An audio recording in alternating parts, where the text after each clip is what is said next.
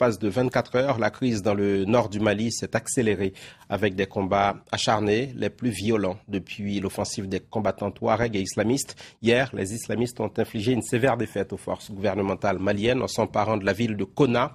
Konna, dernier rempart entre les insurgés et Mopti, principale ville de la région considérée comme la porte du nord désertique. Écoutez ce témoignage d'un habitant de la petite ville de Sévaré, non loin de Konna. Témoignage recueilli par nos confrères de Radio France Internationale.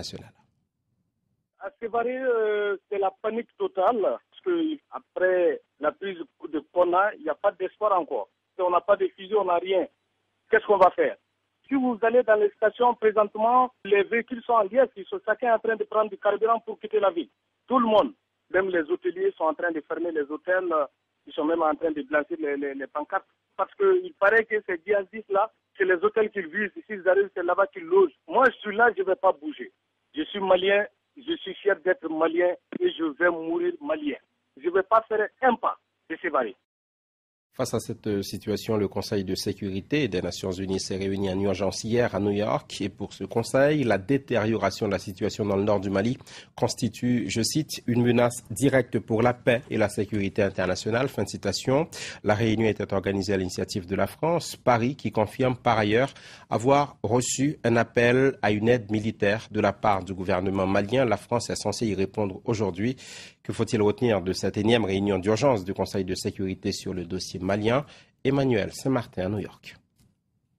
Ce qu'il faut retenir avant tout, c'est finalement ce qui n'est pas dans le texte de ce Conseil de sécurité qui a été rendu public à l'issue de ce Conseil de sécurité, et c'est cette lettre du président Traoré envoyée à François Hollande demandant l'aide militaire de la France. Cette lettre, elle a été lue devant le Conseil de sécurité. L'ambassadrice américaine l'a résumée très simplement, c'est à l'aide Paris, à l'aide la France, c'est la teneur de cette lettre. Alors on n'en parle pas dans le texte et il n'y aura pas de vote dessus au Conseil de sécurité, tout simplement parce qu'il n'y en a pas besoin en droit international. Il suffit à un État souverain et au président d'un État souverain, comme c'est le cas du président Traoré, de demander l'assistance militaire. Ce sont des relations bilatérales. Le Conseil de sécurité, s'il devait y avoir intervention française, n'a pas à se mêler de cette affaire. C'était le message aussi d'aujourd'hui, de cette réunion du Conseil de sécurité. Mais on voit bien qu'effectivement, les choses s'accélèrent et qu'ici, dans les couloirs des Nations Unies, tout le monde va regarder avec beaucoup d'attention quelle va être